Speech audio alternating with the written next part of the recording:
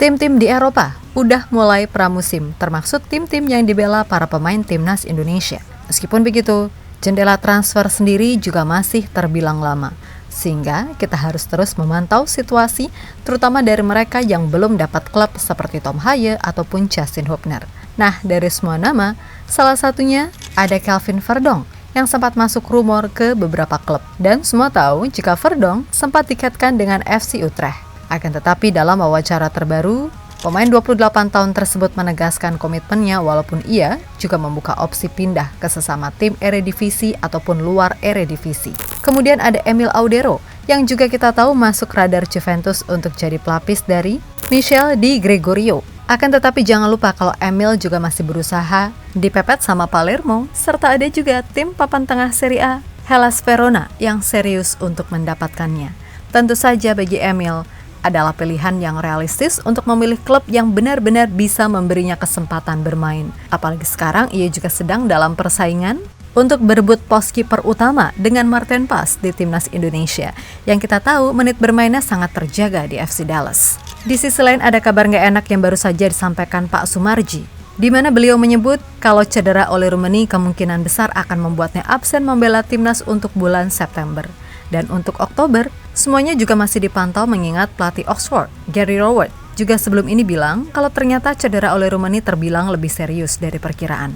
Hal yang pada akhirnya mau tak mau membuat PSSI mengambil langkah cepat dengan mencari opsi penyerang lain.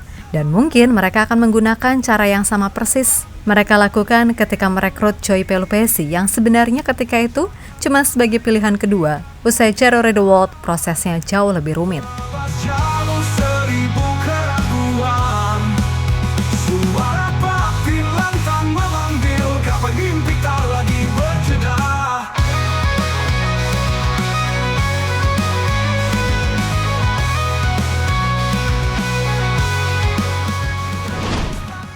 Kelvin Verdonk memang dianggap sebagai salah satu bek kiri terbaik di Eredivisie. Dan itu jelas bukan klaim semata, karena dari sisi performa serta statistik, apa yang ditampilkan oleh Verdonk emang beneran bagus. Itulah kenapa Indonesia sangat beruntung punya pemain seperti dia.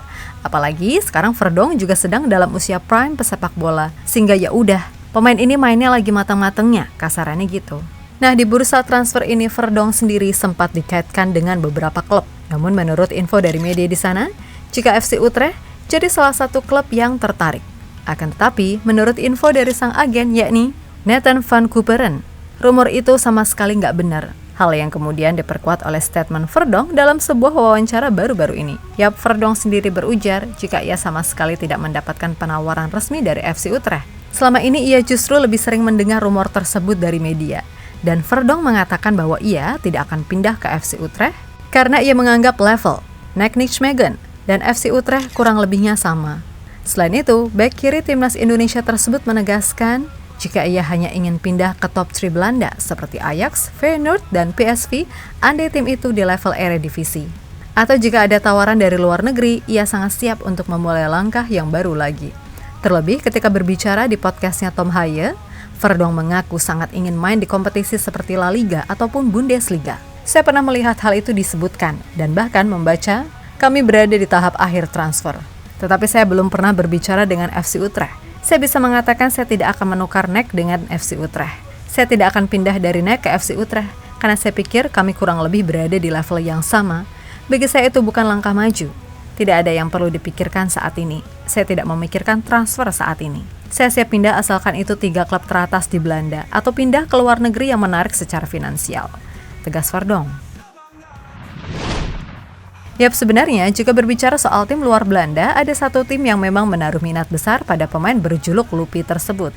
Yang mana tim tersebut adalah raksasa Liga Belgia, Anderlecht. Sebagaimana dikutip dari OneFootball, peluang Verdonk untuk main di sana terbilang besar karena tim tersebut kabarnya sangat ngebet dan tertarik dengan kemampuan Verdonk. Dan ketertarikan itu bahkan udah terjadi sejak akhir 2024 yang lalu. Ya, berdasarkan analisis data dari SciSport, pemain berusia 28 tahun tersebut disebut sebagai salah satu bek kiri terbaik di Eredivisie musim ini. Selain itu, menurut alat analisis, Career Advice Tool dari SciSport, Anderlecht merupakan tujuan ideal bagi Verdonk apabila hijrah dari NEC. Hal itu lantaran klub besar Belgia tersebut dinilai memiliki gaya permainan dan potensi pengembangan yang cocok untuk Verdonk. Dengan klub fit sebesar 81, peluang bermain reguler dan perkembangan karir Verdonk dinilai sangat tinggi di Jupiler Pro League. Dan kemungkinan itu bisa aja terjadi mengingat nilai transfer Verdonk yang hanya 2,5 juta euro.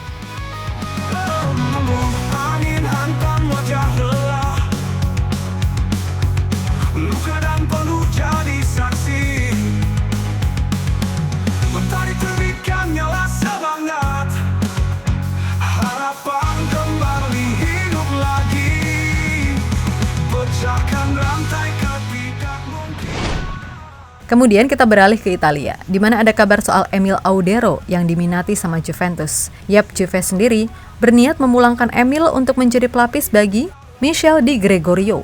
Akan tetapi sampai detik ini, Palermo juga masih coba untuk membujuk Como agar mau melepas Emil dengan negosiasi yang alot.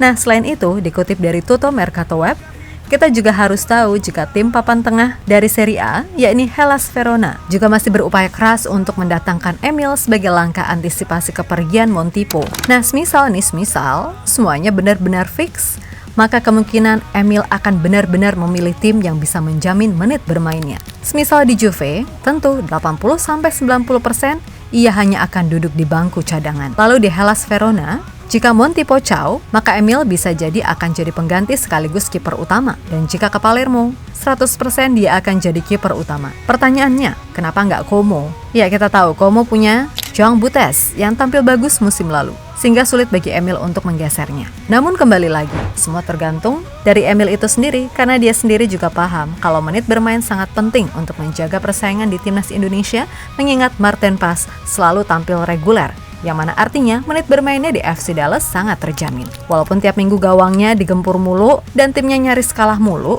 tapi secara tidak langsung Martin benar-benar diuji tiap pekan dengan serangan yang mengarah kepadanya.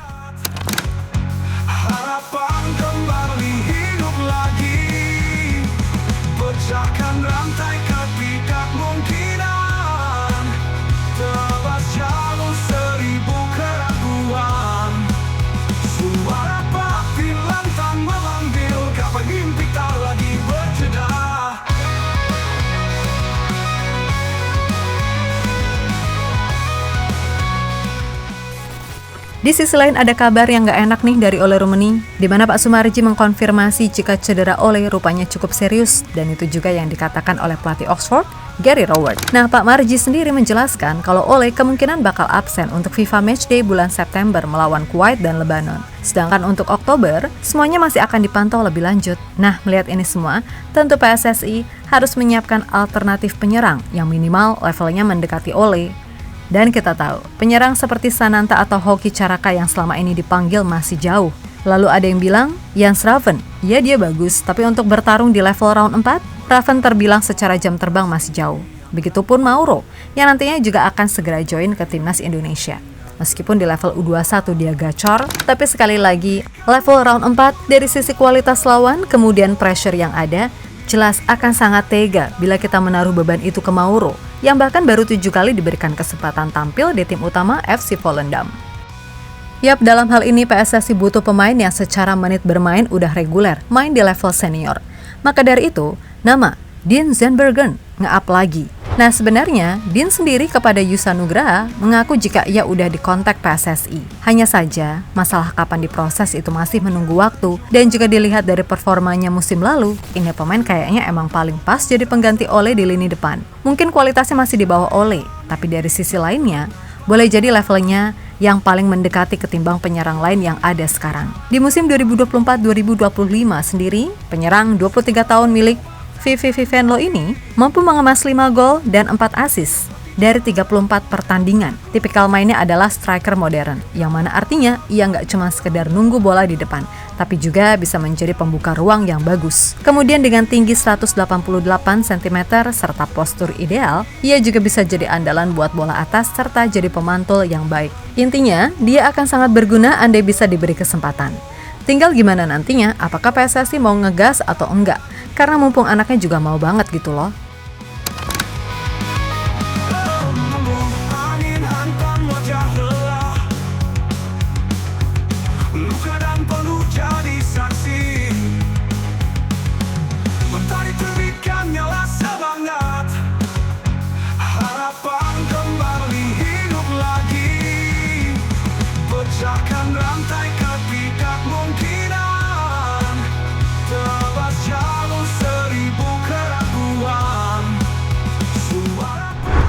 Yap, terlepas dari apapun, soal perkembangan transfer pemain, Mimin pribadi percaya kalau mereka nggak akan semudah itu ambil keputusan tanpa pikir panjang. Karena kembali lagi, menit bermain sangatlah penting untuk terus perform di top level. Kemudian bagi yang belum dapat klub nih, kayak Tom Haya sama Justin Hubner, mudah-mudahan deh segera dapat yang cocok, asalkan please jangan dulu ke Liga Indonesia. Dan buat Ole Rummenigge, dah lah, nggak lagi-lagi deh main-main di turnamen modelan kemarin. Asli, bikin ribet aja. Ya iya sih itu normal di sepak bola. Tapi kalau pramusim mainnya udah geprak-geprekan, itu parah sih. Respect ke Paulinho karena udah minta maaf. Tapi kembali lagi, kalau udah gini, yang rugi kan timnas Indonesia. Bayangin deh jadi Ole. Datang jauh-jauh, match pertama udah kaget sama lirik Indonesia Raya yang salah. Terus kena hantam Hansamu Yama Pranata. Terus pas di Bandung, lampu mati dong. Terus pas habis ngegolin, dianya digeprek. Tapi nggak apa-apa, semoga cepat sembuh deh. Dan mudah-mudahan semuanya lancar tepat waktu karena gimana pun dia ini penyerang andalan kita. So pokoknya buat semua elemen timnas, tetap semangat dan sukses selalu. Oke, kita Garuda.